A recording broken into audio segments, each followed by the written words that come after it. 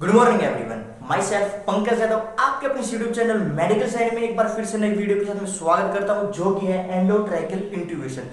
यानी कि एंडोट्रैकियल के द्वारा यानी कि ट्रैकिया के अंदर नोज या फिर माउथ के द्वारा ट्यूब इंसर्ट करना, प्लस में उसके क्या कॉम्प्लिकेशन होते हैं, क्या इंडिकेशन होती है, और all that complete procedure we will discuss in our today's class. I hope आप इस वीडियो को पूरी देखना और समझना। टॉपिक ज्यादा बड़ा नहीं है, बड़ा इंपॉर्टेंट टॉपिक है। अगर कोई हॉस्पिटल में काम कर रहा है तो उसके लिए भी एज ए प्रोसीजर बड़ा इंपॉर्टेंट है। कई बार इमरजेंसी के अंदर या तो असिस्ट करना पड़ता है इसको, या फिर डॉक्टर के साथ में करवाना पड़ता है। तो जो भी इस वीडियो को देख रहे हैं उसके लिए वीडियो बड़ी इंपॉर्टेंट है। तो चलिए शुरू करते हैं बिना किसी देरी की। That is endotracheal tube insertion. नाम से पता चल रहा है, एंडो यानी कि अंदर, ट्रैकियल यानी कि ट्रैकिया के अंदर ट्यूब को इंसर्ट करना। That procedure is known as endotracheal tube insertion या फिर इंट्यूबेशन। इंट्यूबेशन से नाम से पता चल रहा है, आई एन यानी कि अंदर, इन ट्यूब यानी कि ट्यूब का इंसर्शन करना, यानी कि नोज, आई एन नोज या फिर माउथ के द्वारा किसके अंदर ट्यूब को इंसर्ट करना, ट्रैकिया के अंदर। That is known as intubation. अगर मैं इसकी डेफिनेशन के बारे में बताऊं तो it is the insertion of tube into the trachea via nose और माउथ। ठीक है, अब आप बोलोगे कि सर हम डाल तो देंगे, लेकिन इसका मतलब क्या है, किस चीज के लिए डाली जाती है, क्या इंडिकेशन है इसकी? तो indication of endotracheal intubation are very much common. You have to just remind three things about the indication. First जो इसके अंदर यूज की जाती है, that is open the airway, यानी कि एयरवे को आर्टिफिशियली ओपन द एयरवे। ठीक है, आर्टिफिशियली ओपन द एयरवे को कितने दिन के लिए? 10 to 14 डेज के लिए, शॉर्ट पीरियड के लिए डाली जाती है। 10 से 14 दिन के लिए डाली जाती है। 14 दिन से अगर ज्यादा लंबे तक रखनी तो फिर ट्रैकिस्टोमी करते हैं। ठीक है, ट्रैकिस्टोमी भी अगली वाली वीडियो के अंदर मैं आपको बताऊंगा कि उससे रिलेटेड क्या क्या पूरा प्रोसीजर होता है।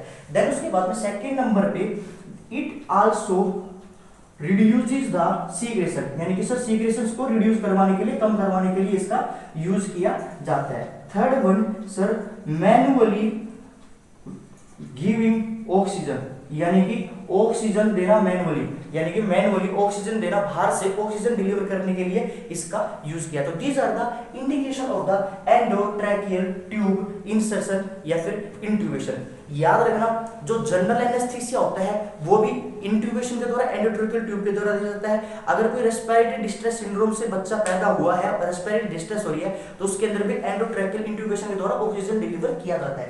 देन उसके बाद में इसकी कॉन्ट्राइंडिकेशन क्या होती है, यानी कि ये कब कब मना किया जाता है कि उस टाइम पे ये कभी नहीं करना चाहिए। तो व्हाट आर द मेन इसकी कॉन्ट्राइंडिकेशन? कॉन्ट्राइंडिकेशन के अंदर मैं इसकी बताऊं तो सबसे पहले होता है विच इज, सबसे पहले इसकी जो कॉन्ट्राइंडिकेशन होती है जहां पे एंडोट्रैकियल ट्यूब नहीं डालते हैं, first one which is upper airway obstruction, upper airway obstruction.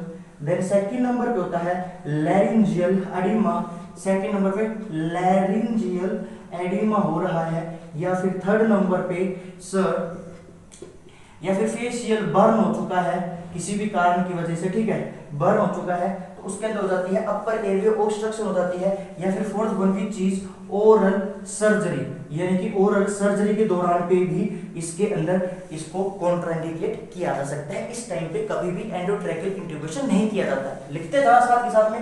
Then उसके बाद में कॉम्प्लिकेशन, अगर लंबे समय तक 14 दिन से ज्यादा रख दी जाती है या फिर गलत तरीके से प्रोसीजर किया जाता है तो उस टाइम पे what are the complication can be seen under the abnormality of this procedure, which are, एक होता है दैट इज लैरिंजियल एडिमा, यानी कि लैरिंजियल एडिमा करवा देगा।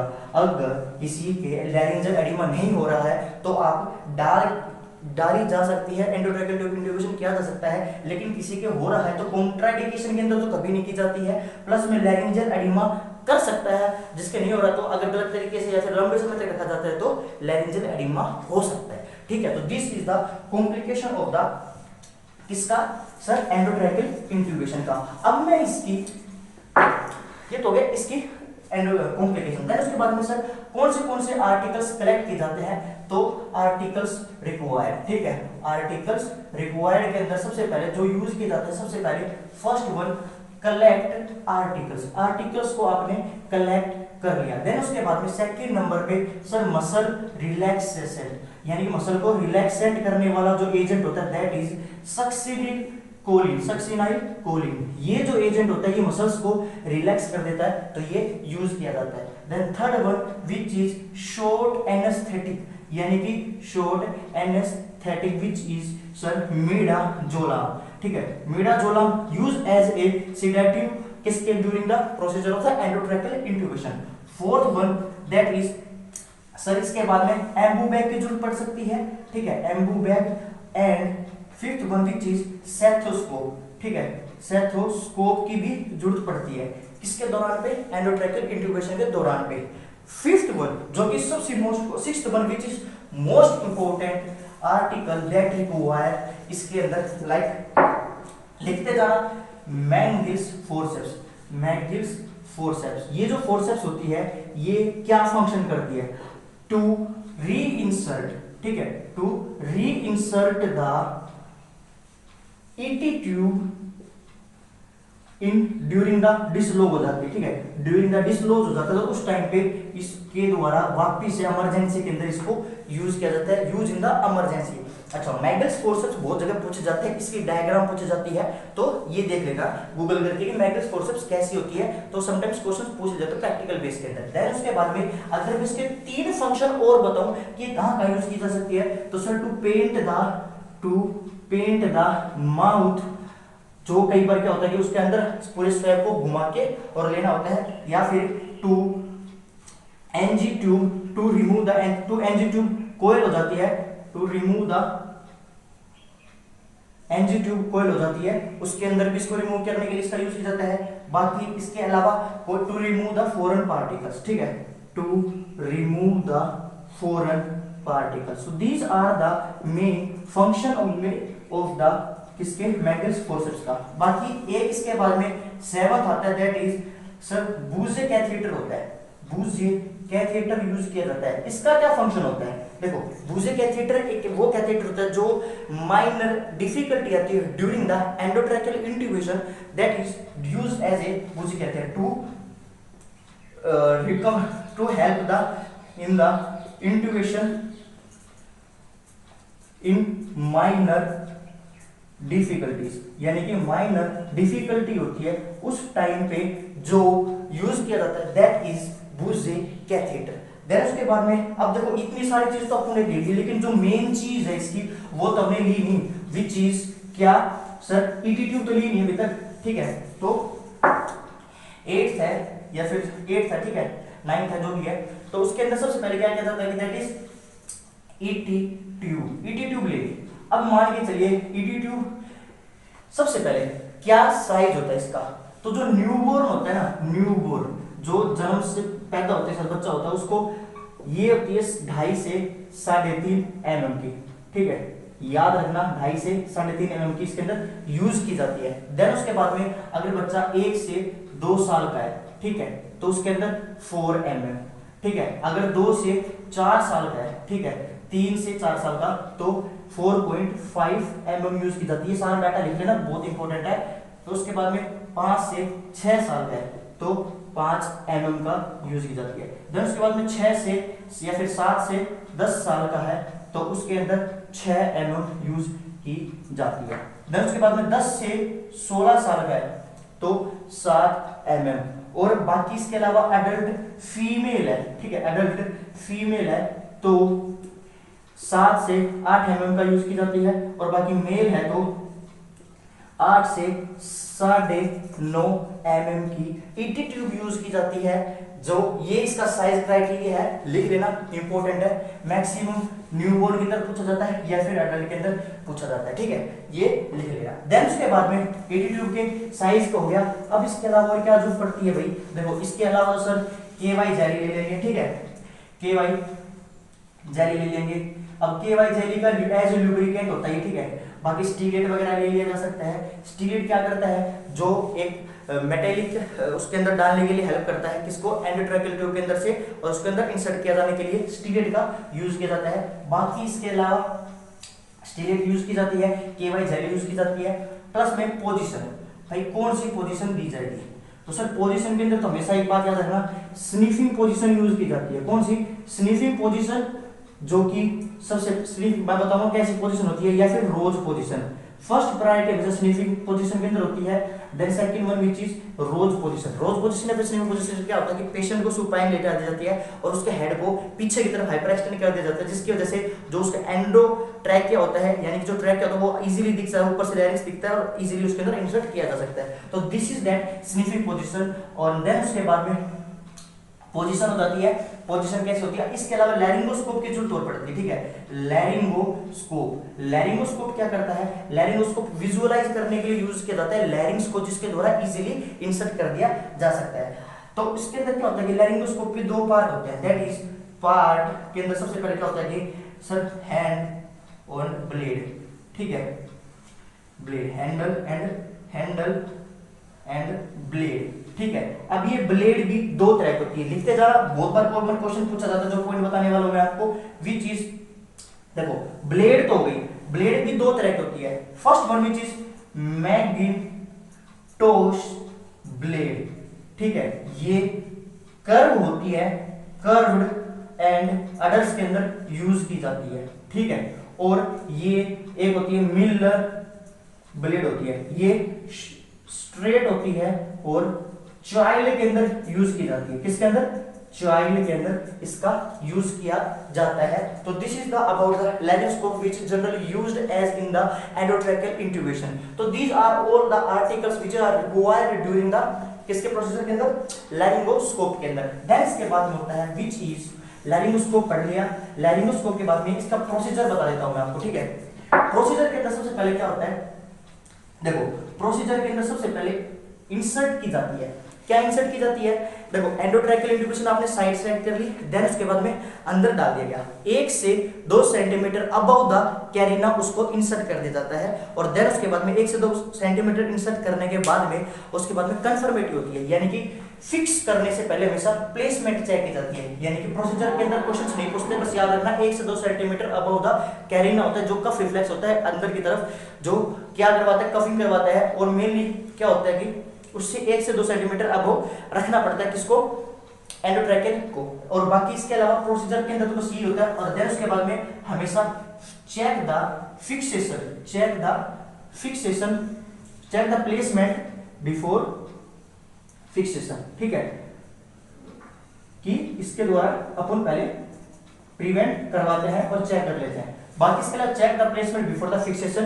और देन उसके बाद में कैसे प्लेसमेंट चेक की जाती है, कंफर्मेटिव जो इसका चेक करने का तरीका होता है, स्टार मार्क कर लेना, क्वेश्चन पूछा जा चुका है, विच इज क्या सर, एक्सरे के द्वारा, ठीक है, एक्सरे के द्वारा कंफर्मेटिव पता चलता है। एनजी ट्यूब का भी कंफर्मेटिव एक्सरे के द्वारा पता चलता है, इसका भी एक्सरे के द्वारा ही पता चलता है। बाकी इसके अलावा अस्कल्टेट किया जा सकता है, सेकंड वन विच इज अस्कल्टेट किया जा सकता है। अगर आप एयर डालोगे और देन उसके बाद में वो एयर राइट लंग के अंदर गई है तो दैट इज सही जगह गई है। अगर राइट लंग के अंदर नहीं गई है, अगर आप राइट लंग पे सुनी नहीं जा पा रही है, नहीं पहुंची है वो, देन तो वो लेफ्ट लंग के अंदर जा चुकी है। तो this can be auscultated by lungs के ऊपर से देखा जा सकता है। और बाकी एक्सरे का कंफर्मेटिव जो डायग्नोसिस होता है। बाकी इसके अलावा 2-3 नर्सिंग प्रायोरिटी है, मैं वो आपको बता देता हूँ। दैट इज नर्सिंग प्रायोरिटी के अंदर हमेशा एक तो टाइम टू टाइम सक्शनिंग करवानी पड़ती है उसको, ठीक है।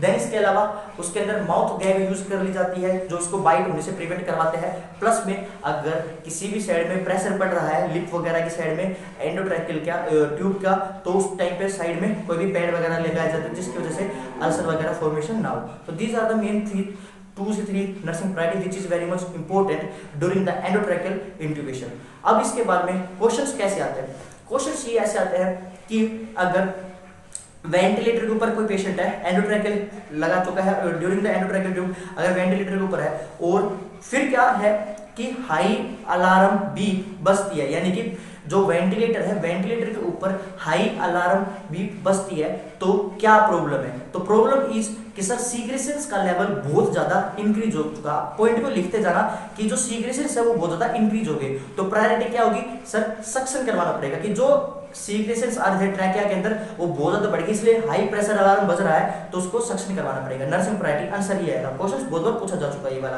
अगर देन उसके बाद में एक पेशेंट है ईडी ट्यूब के ऊपर और लो प्रेशर अलार्म बज रहा है, तो उस टाइम पे क्या परेशानी है? तो वो जो डिसलॉक हो गया, फिर लीक हो चुकी है ईडी ट्यूब, तो उस टाइम पे अपन को पहले तो उसकी प्लेसमेंट को चेक किया जाता है और देन उसके बाद में वापस उसको रीइंसर्ट किया जाता है, या फिर जो भी फर्दर मैनेजमेंट होता है। ठीक है, तो ये दो क्वेश्चन बहुत कॉमनली पूछे जाते हैं, बहुत बार पूछे जा चुके हैं, लिख लेना। देन उसके बाद में क्या होता है कि सर ये प्रेशर अलार्म हो गया। अब देखो क्वेश्चन ये पूछा जाता है कि what is the priority nursing action when ET tube is dislodge, यानी कि डिसलॉक हो चुकी है तो क्या करना पड़ेगा?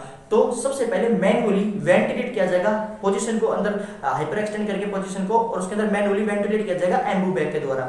ठीक है, और अगर क्वेश्चन ऐसा है, आप एक एक क्वेश्चन के आंसर को सिस्टम से समझते जाना। अगर क्वेश्चन ऐसा है कि एक पेशेंट है जो वेंटिलेटर के ऊपर है और लो प्रेशर अलार्म बज रही है, और तो क्या करना पड़ेगा? तो सबसे पहले चेक द प्लेसमेंट करनी पड़ेगी और देन उसके बाद में मैनुअली वेंटिलेट करना पड़ेगा। इन दोनों बातों में डिफरेंस है, दोबारा से वीडियो को पीछे करके देख लेना, बड़ी इंपॉर्टेंट पॉइंट है। देन इसके अलावा जो लास्ट प्रोसीजर होता है अपना, विच इज एक्सट्यूबेशन, यानी कि उस प्रोसीजर के द्वारा जो एंडोट्यूब को बाहर निकालती है, दैट इज एक्सट्यूबेशन के द्वारा अपन बाहर निकालते हैं। एक्सट्यूबेशन के अंदर क्या होता है? एक्सट्यूबेशन के अंदर सबसे पहले ये होता है कि सब उसको बाहर निकाला जाता है। ठीक है, और बाकी एक बात और बता देता हूं मैं आपको, जो स्टीलेट होता है वो हमेशा जो मर्फी आई होती है, मर्फी आई क्या होती है? अगर थोड़ी सी डायग्राम बनाने की कोशिश करूं कि ये एंडोट्रैकियल ट्यूब है, ठीक है, दिस इज एंडोट्रैकियल ट्यूब, ऐसी रहती है। ठीक है, तो अगर यहाँ पे एक हल्का सा छेद रहता है, उस छेद को कहा जाता है मर्फी आई।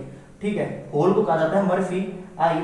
अब ये मर्फी आई का फंक्शन क्या होता है? ये सीक्रेशंस को कम करती है। ठीक है, यानी कि जो ट्रैकिया होती है सीक्रेशंस को कम करने की कोशिश करती है, इसके अलावा इसको कोवलेंट होने नहीं देती। तो ये मर्फी आई से यहाँ से स्टीलेट होता है वो इंसर्ट किया जाता है, पर ये इससे नीचे इंसर्ट किया जाता है, तो याद रखना। और बेवल होती है वो डायरेक्ट डालती है किसके अंदर? ऑक्सीजन को।